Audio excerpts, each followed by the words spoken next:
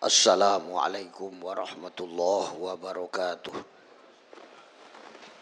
Alhamdulillah, alhamdulillahil jalali wal ikram, al-malikil quddusis salam,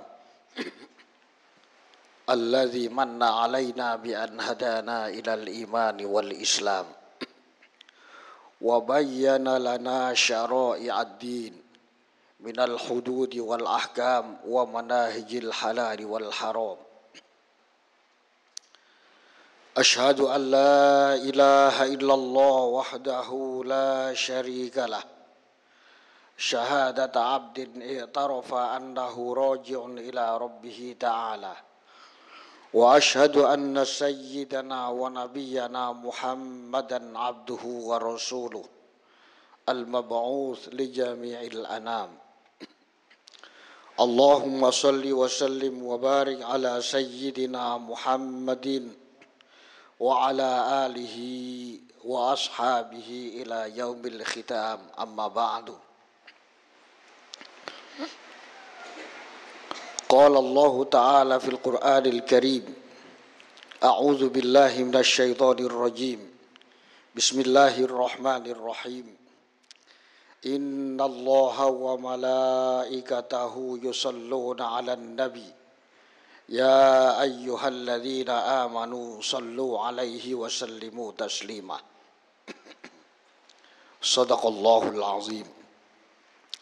Ma'asyiral muslimin, jamaah Jumat rahimakumullah. Pertama, mari kita bersyukur kepada Allah Subhanahu wa taala.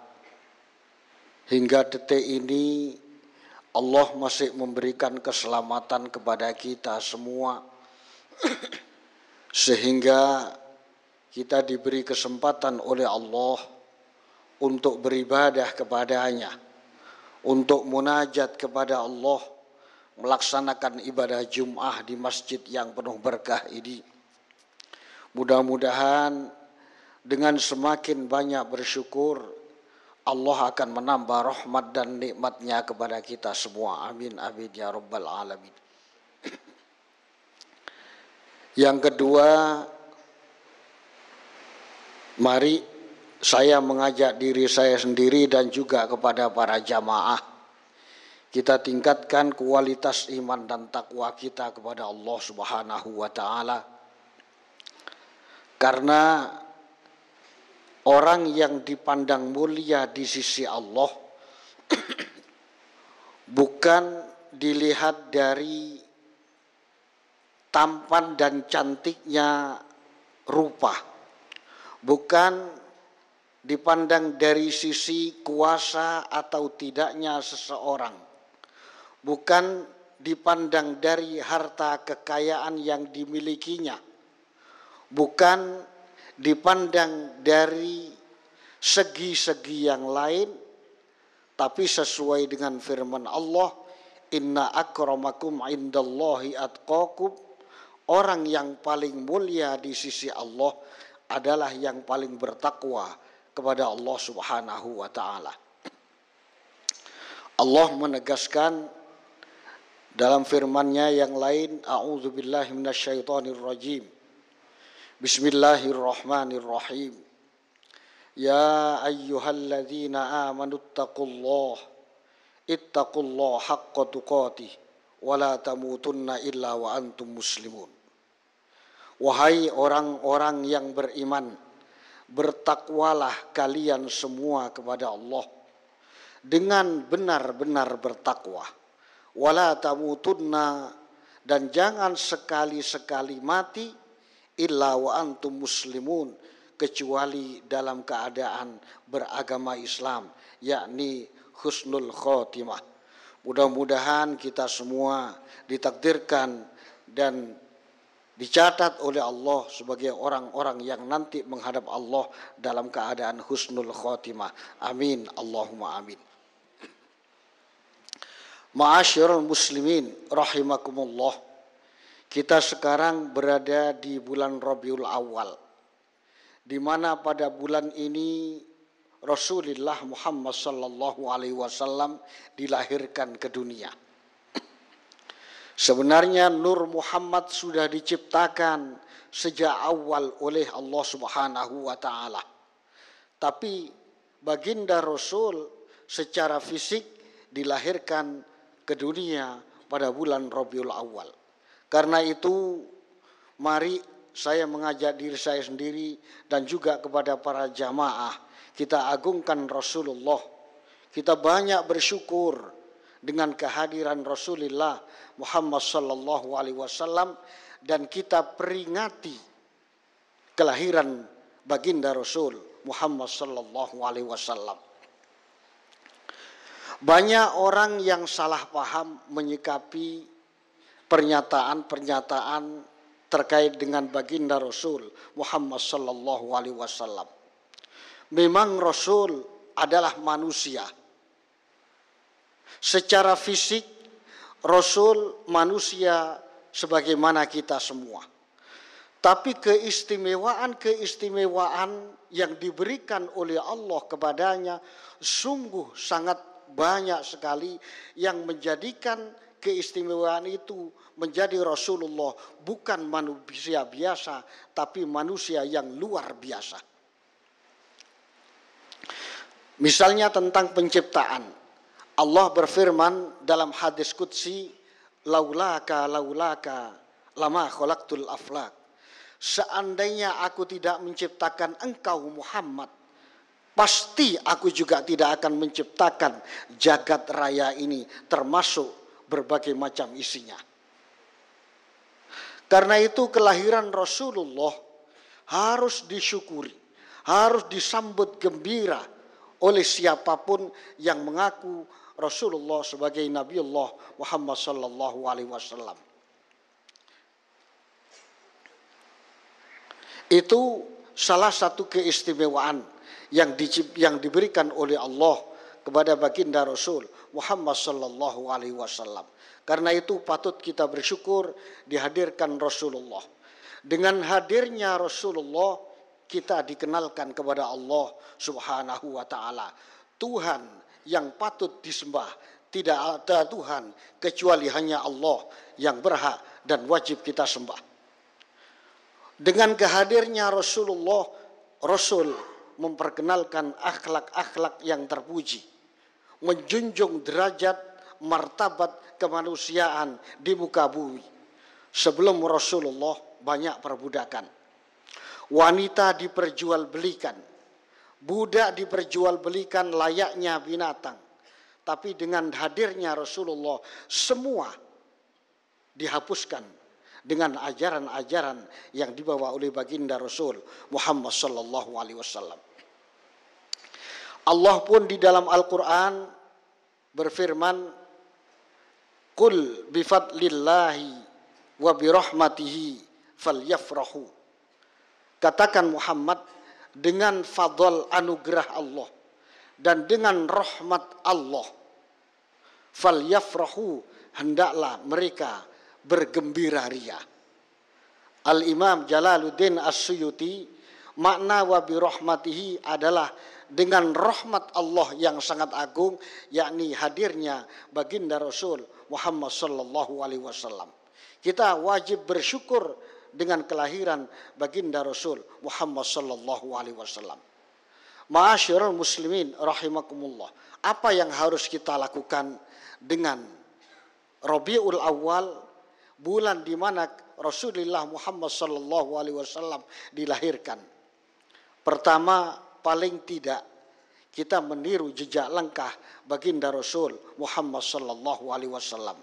Bagaimana Rasulullah yang sudah tidak punya dosa, Rasulullah yang sudah diampuni dosanya, Rasulullah yang jelas akan masuk surga, tapi ibadahnya kepada Allah jauh melebihi kita ketika kita beribadah kepada Allah Subhanahu wa taala.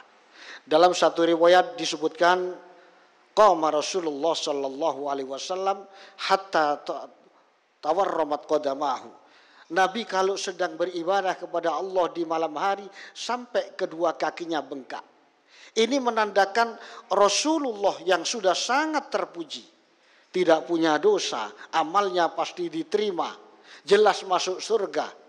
ibadahnya sungguh luar biasa kepada Allah Subhanahu wa taala. Mari kita ajak diri kita sendiri, saudara-saudara kita dan keluarga kita untuk meningkatkan kualitas ibadah kita kepada Allah Subhanahu wa taala, terutama kita yang hidup di akhir zaman ini. Yang kedua, perbanyak membaca sholawat. Tentu di musim pandemi Covid kita barangkali tidak bisa seleluasa mengadakan zikra maulidin Nabi sallallahu alaihi wasallam sebagaimana tahun-tahun sebelumnya. Kalau tahun-tahun sebelumnya kita bisa mengakomodir ribuan jamaah untuk berselawat bersama sebagai ungkapan syukur dan cinta kita kepada baginda Rasul. Mari jangan dijadikan alasan untuk tidak berselawat kepada baginda Rasul Muhammad sallallahu alaihi wasallam karena COVID-19. Dimanapun kita bisa melaksanakan berselawat. Orang yang berselawat satu kali dalam hadis Nabi disebutkan akan mendapatkan 10 rahmat dari Allah.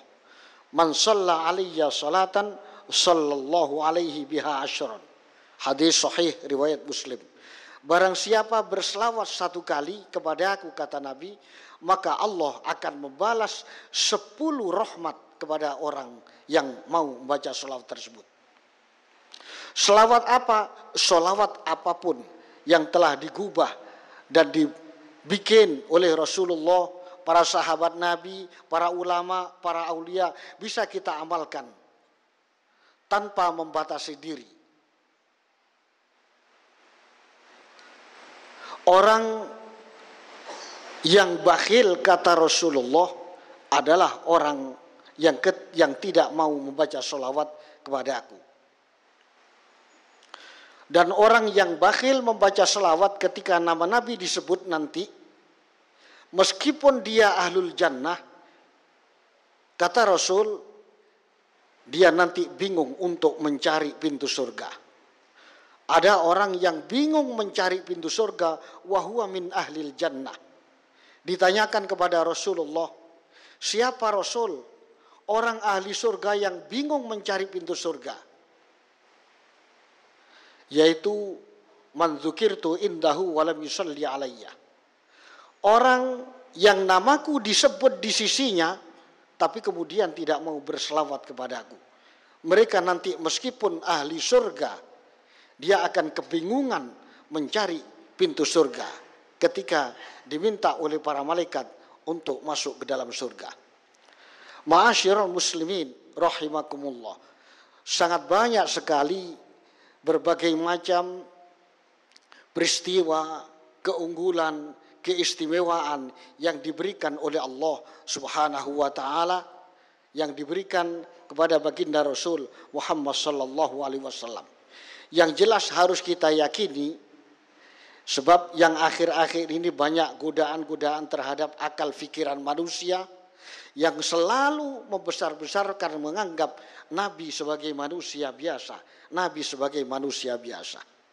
Dalam syair Arab disebut, Muhammadun basyarun la kal basyar, bal huwa kal yaqut bainal hajar.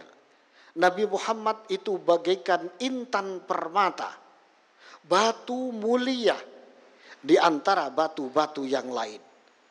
Kita memang tetap mengatakan bahwasanya batu mulia itu adalah batu, tapi tidak sama dengan batu-batu koral atau batu-batu yang digunakan untuk membangun rumah atau gedung-gedung bertingkat. Tetap berbeda. 1 gram batu mulia jauh lebih mulia dan lebih bernilai daripada 1 truk mungkin batu-batu biasa. Ini yang pada akhir zaman ini banyak orang dengan logika rasionalnya, dengan logika formalnya selalu mengatakan Nabi Muhammad adalah manusia biasa. Kita harus mengatakan Nabi Muhammad adalah manusia luar biasa, karena sekian banyak keistimewaan diberikan kepada baginda Nabi Muhammad sallallahu alaihi wasallam. Penelitian mengatakan kenapa kita perlu mengadakan zikra Maulidin Nabi Sallallahu Alaihi Wasallam yang oleh sebagian orang itu dilarang. Pada zaman abad pertengahan, di mana umat Islam sedang mengalami banyak perang salib melawan orang Nasrani. Perang salib pertama sampai ke-6 umat Islam mengalami kekalahan. Kemudian raja memerintahkan kepada ilmuwan untuk melakukan penelitian. Berapa banyak Rasulullah dan para sahabatnya melakukan peperangan jihad fisabilillah. Dan berapa kali Rasulullah mengalami kekalahan. Hasil penelitian mengatakan Rasulullah tidak pernah kalah dalam peperangan. Satu kali pun tidak pernah mengalami kekalahan. Penelitian dilanjutkan, apa yang menyebabkan Rasulullah selalu menang dengan para sahabatnya dalam melaksanakan peperangan jihad fisabilillah. Sementara umat Islam ketika itu selalu kalah dalam mengadakan peperangan dengan orang-orang Nasrani. 3 temuan didapatkan dari penelitian itu. Yang pertama, karena akidah umat Islam pada zaman Nabi dan sahabat sangat kuat. Yang kedua, persatuan dan kesatuan umat Islam pada zaman Nabi dan sahabat sangat kokoh. Dan yang ketiga, kecintaan kepada baginda Rasul Muhammad sallallahu alaihi wasallam sangat mendalam di hati umat Islam pada zaman Nabi dan para sahabatnya. Kemudian diskusi dilanjutkan agar kita meraih kemenangan pada perang salib berikutnya. 3 hal ini harus dibangkitkan. Pertama, akidah umat Islam harus diperkokoh. Yang kedua, kecintaan kepada baginda Nabi harus diperkuat. Yang ketiga, persatuan dan kesatuan harus ditumbuhkan. Bagaimana cara dan langkah yang harus dilakukan? Satu-satunya pilihan adalah mengadakan zikro Maulidin Nabi Sallallahu Alaihi Wasallam, mengadakan perayaan Maulid Nabi Muhammad Sallallahu Alaihi Wasallam secara besar-besaran. Dan raja memerintahkan kepada para ilmuwan, para alim, para ulama, para penulis untuk membuat sejarah para rasul. Muncullah kitab Ad-Daibai, Al-Barzanji, Simtud Duror, dan lain sebagainya, dan lain sebagainya. Kitab-kitab itulah yang harus dibaca pada saat peringatan-peringatan Maulid Nabi Muhammad sallallahu alaihi wasallam dengan tujuan untuk membangkitkan 3 pilar penting: akidah, persatuan dan kesatuan, serta kecintaan kepada baginda Nabi sallallahu alaihi wasallam. Sebab di dalam kitab-kitab tersebut dimunculkan di dalam pribadi Nabi ada ketiga-tiganya. Untuk membangkitkan itu, maka harus secara besar-besaran umat Islam diwajibkan untuk mengadakan peringatan Maulid Nabi Muhammad sallallahu alaihi wasallam. Dan terbukti setelah beberapa tahun diadakan peringatan Maulid Nabi sallallahu alaihi wasallam, mulai kelihatan akidah umat Islam menguat. Persatuan dan kesatuan di antara umat Islam kokoh. Kecintaan kepada baginda Nabi Muhammad sallallahu alaihi wasallam sangat mendalam. Ketika ketiga pilar tersebut sudah ditemukan dan mulai bangkit di kalangan umat Islam, maka dilaksanakan perang salib berikutnya dan kemenangan ada di pihak umat Islam. Subhanallah, subhanallah. Karena itu tidak salah apabila kita meniru jejak langkah para alim, para ulama, para salafun soleh untuk terus menggerakkan dan melakukan peringatan-peringatan Nabi besar Muhammad sallallahu alaihi wasallam. Mudah-mudahan kita dengan peringatan-peringatan Maulid Nabi Muhammad sallallahu alaihi wasallam, umat Islam dibangkitkan kekuatan dan kekokohan akidahnya. Amin. Mudah-mudahan dengan peringatan-peringatan Maulid Nabi Muhammad sallallahu alaihi wasallam, persatuan dan kesatuan umat Islam semakin diperkuat oleh Allah. Dan dengan semakin mengadakan peringatan Maulid Nabi, kecintaan kita kepada Rasulullah Muhammad sallallahu alaihi wasallam semakin mendalam. Dan yang terakhir, mudah-mudahan kita nanti dicatat sebagai umatnya dan akan mendapatkan syafaat dari baginda Nabi Muhammad sallallahu alaihi wasallam. Amin amin ya rabbal alamin. Barakallahu li wa lakum fil Qur'anil azim wa nafa'ani wa iyyakum ma fihi minal ayati wa dzikril hakim wa taqabbala minni wa minkum tilawatahu innahu huwas samiul alim. اللهم صل على سيدنا وحبيبنا وشفيعنا ومولانا محمد.